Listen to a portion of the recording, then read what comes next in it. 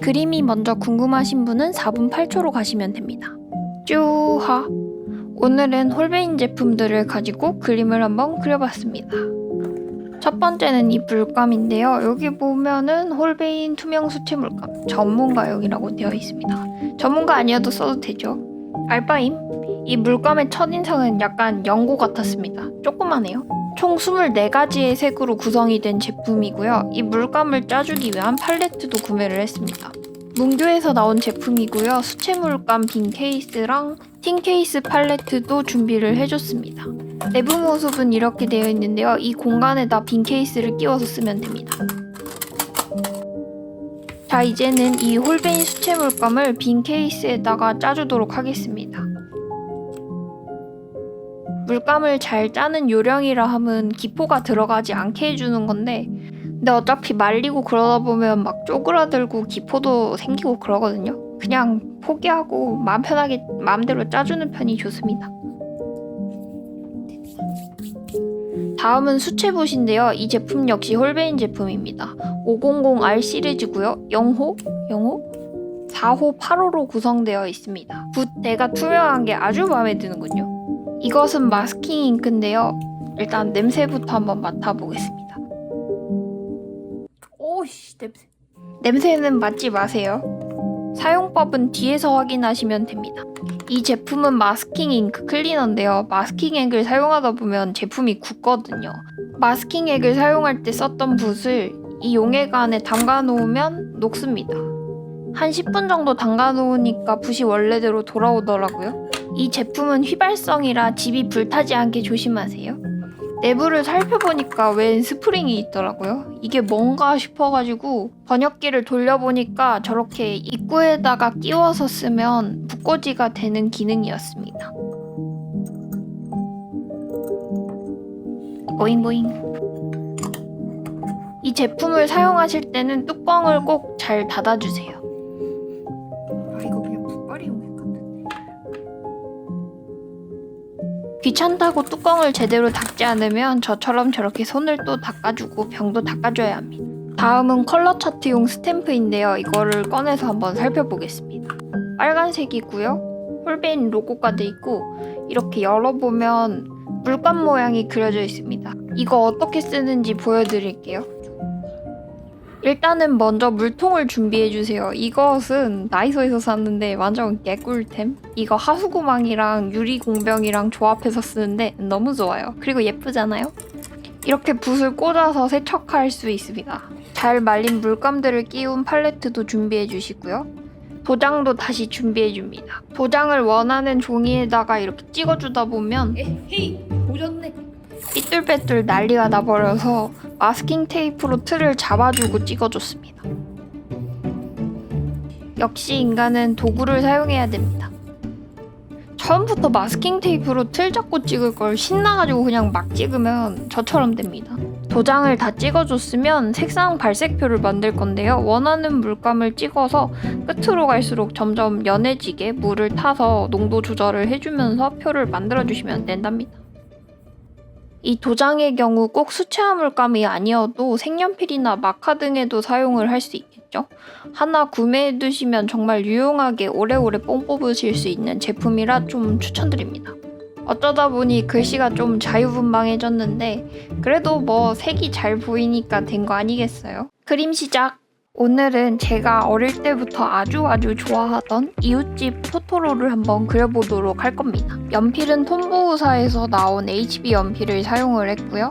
지우개는 윈저앤뉴튼에서 나온 제품인데 암스테르담에 있는 화방에서 샀는데 한국에선 안 팔더라고요. 종이 정보는 더보기란에서 확인하세요. 스케치를 끝내고 다음날 채색을 시작했습니다. 마스킹액과 함께 사용할 세필붓 3가지 종류도 새로 가져왔고요. 저는 빗방울을 그릴 때 마스킹액을 사용해줬습니다. 마스킹액은 굳으면 떼어낼 수 있는데요. 그래서 빗방울 표현할 때 저렇게 천천히 한 땀 한 땀 그려주고 배경이나 이외의 부분 다 칠해주고 난 다음에 떼어내주면 마스킹액을 칠했던 부분은 원래 종이 상태로 비어져 있어서 약간 흰색, 화이트의 느낌을 낼 수 있습니다. 빗방울을 그리다 보니 얇게 그려야 돼서 마스킹액이 다소 소량으로 얹어줬었는데요. 눈에 안 보일까봐 걱정했는데 잘 보이더라고요. 만약에 마스킹액을 사용하다 실수를 하셨으면 그대로 떼어내시면 됩니다. 자, 마스킹액을 잘 말려주시고 이제부터는 펜선을 따보도록 할게요. 펜선을 딸 때는 사쿠라에서 나온 피그마 마이크론 01번을 사용했습니다. 수채화를 함께 사용할 거기 때문에 수성펜이 아닌 유성펜을 꼭 사용해 주셔야 돼요. 안 그러면 번져요. 그림 그릴 때 이런 식으로 저만의 이스터에그 사인을 집어넣어주면 좋죠. 저 한자 제대로 적었는지 모르겠어요. 화질이 별로 안 좋아서 뭔가 이상하게 느껴져도 그냥 흐린 눈 해주세요. 저 한자 잘 모릅니다.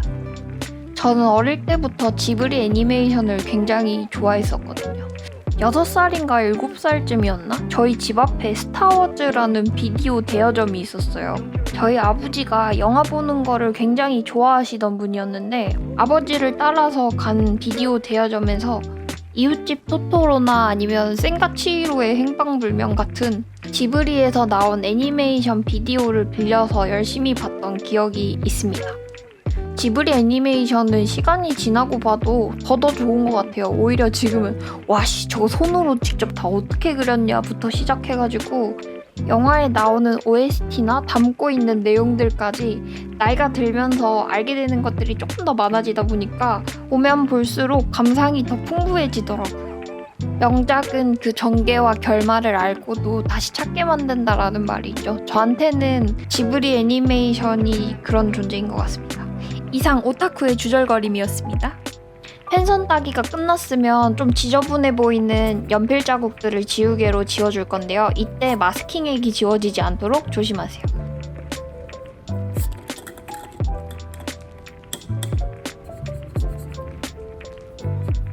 이제부터는 채색에 들어갈 건데요. 수채화 물감 자체가 투명한 특성을 가지고 있기는 하지만 흰색 톤이 조금이라도 섞여있는 물감이 종종 있습니다. 그 경우에 화이트색이 약간 섞여 있으면 마를 때 조금 더 진해지거든요. 그래서 조색을 하실 때 만약에 흰톤이 조금 섞인다 하면은 마를 때를 생각을 좀 해주셔야 돼요. 안 그러면 본인이 생각했던 것보다 어둡게 나오거나 좀 텁텁한 느낌이 날 수가 있거든요. 특히 제가 이 토토로를 색칠할 때 좀 실수를 했어요. 여러분도 아시다시피 토토로는 회색이지 않습니까? 제가 토토로를 칠하기 위한 색을 만들 때 화이트 톤을 섞었거든요. 근데 그거를 생각을 못하고 수채화는 마르면 밝아지니까 괜찮하겠지 하고 했는데 네, 그대로 진하게 남더라고요.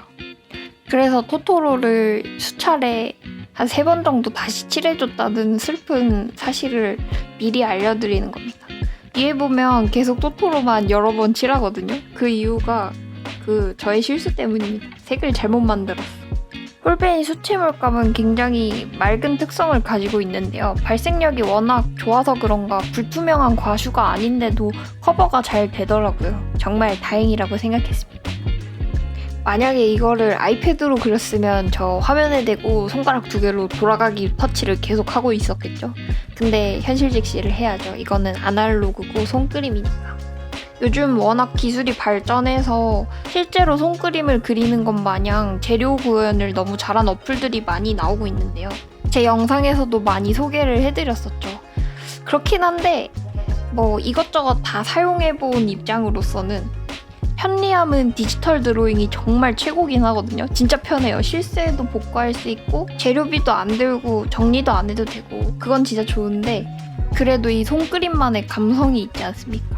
특히 이런 수채화의 경우에는 번짐 표현이 작살나거든요. 이 물의 농도와 붓의 각도, 그리는 사람의 필력까지 막 합쳐져가지고 아주 야쓱 넘치는 작품들을 많이 찾아볼 수 있는데요. 제가 지금까지 다양한 재료들을 사용해봤는데요. 그래도 뭐니 해도 제일 어려운 게 수채화가 아닐까 싶습니다. 특히 이거 배경 칠할 때 거의 숨 참고 칠했어요. 배속을 아예 안 하고 보여드릴까 하다가 그러면 또 영상 길이가 너무 길어지면 여러분이 지루해지시겠죠? 그래서 속도를 한 3배속 정도로 편집을 해봤습니다. 이렇게 배경에 있는 넓은 면적을 칠하는데 거기다가 색상까지 바로바로 바꿔준다 하면 정말 머리와 손이 일체화가 돼서 빠르게 움직여야 됩니다. 왜냐면 수채화는 마르는 속도가 굉장히 빠르거든요. 중간에 말라버리면 저 번짐이 자연스럽게 퍼지지가 않아요. 빠른 속도도 중요하지만 그리고 종이도 진짜 중요합니다. 종이가 너무 얇거나 그러면 저 물감을 머금고 있는 시간이 너무 짧거든요. 그래서 더 빨리 마르기 때문에 이런 수채화 전용지 한 300g 이상의 종이를 사용하시는 걸 강력 추천드립니다. 저는 토토로 하면 떠올랐던 이미지가 숲속을 떠올렸는데요. 특히 그냥 숲속이 아니라 약간 이끼랑 리틀빛 곰팡이가 좀 껴있는 약간은 짙은 녹색빛이 떠올라서 이런 색들을 사용해줬는데요. 오랜만에 수채화 저런 식으로 한 것 치고는 꽤 괜찮하지 않습니까? 대학교 가서는 수채화 쓸 일 솔직히 거의 없거든요. 근데 입시 때 하도 지옥의 입시를 해서 그런지 어쩐지 몰라도 손이 기억하더라고요. 허허허. 그리면서도 스스로 나 좀 괜찮은디 이러면서 그림 그렸어요. 다양하고 재밌는 그림을 그리려면 기초를 탄탄하게 해야 된다는 게 정말 뼈저리게 느껴지는 순간이었습니다. 그림 유튜브를 운영하다 보니까 종종 어떤 분들이 댓글로 입시 미술 때문에 애들의 창의성이 떨어지고 우리나라 미술계가 뭐 어둡다니 어쩌더니 그런 소리를 하시는 분들이 계신데, 저는 K 미대 입시를 겪어본 사람의 입장으로서 말씀드리자면 정말로 타고난 천재가 아니고서는 미술 교육을 통해서 조형 요소랑 원리를 배우고 재료를 사용하는 스킬을 익혀야 된다고 생각합니다. 아니, 기본을 탄탄하게 해놓으면 더 많은 것을 할 수 있어요. 진짠디?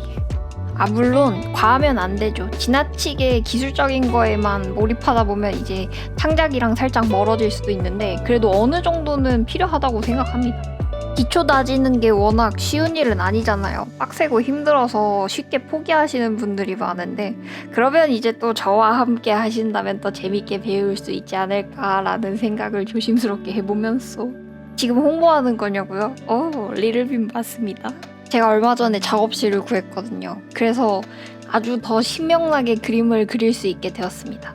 원래도 소수 인원으로 미술 수업을 하고 있긴 했는데 더 쾌적한 공간이 생겼으니 이제는 더 많은 분들을 찾아뵙게 되어도 괜찮지 않을까라는 생각에 조심스럽게 이야기를 꺼내봤습니다. 자세한 사항은 인스타그램에 공지를 올릴 테니까 DM 주세요. 이런저런 얘기하다 보니까 배경 칠이 거의 끝나가는데요. 저기서 그대로 끝내는 게 아니랍니다. 아직 하나 남았죠. 마스킹액을 지워줘야 돼요. 이렇게 손으로 떼어내셔도 되지만 저는 약간 딱딱한 지우개를 이용해서 이렇게 문질러 줬습니다. 이때 주의하실 점은 꼭 물감이 다 마른 다음에 해주셔야 돼요. 안 그러면 대참사가 일어납니다. 열심히 지우개와 손을 사용해서 마스킹액을 없애주고 있었는데 이거 뭔가 좀 보니까 좀 난도질 당한 토토로 같지 않습니까? 빗방울을 표현할 때 최대한 얇은 선으로 긋는다고는 그건데 이게 떼보니까 생각보다 두꺼웠던 것이었지요. 다소 빗줄기가 심하게 과격하게 내리는 느낌이 되어버렸는데 이때는 당황하지 않고 수습을 또 해주면 됩니다. 지금 지우개로 지웠는데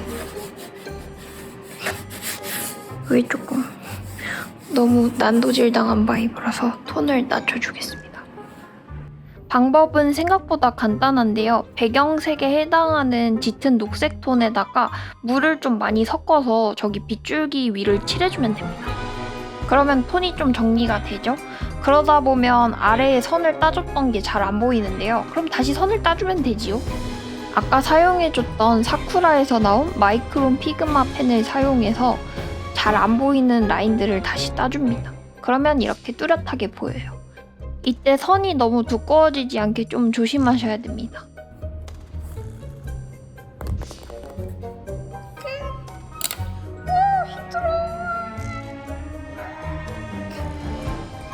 이렇게 이웃집 토토로 그리기 완성입니다. 오호. 영상이 재미있으셨거나 도움이 되셨다면 구독과 좋아요, 댓글까지 부탁드립니다. 오늘도 긴 영상 봐주셔서 감사합니다. 안녕!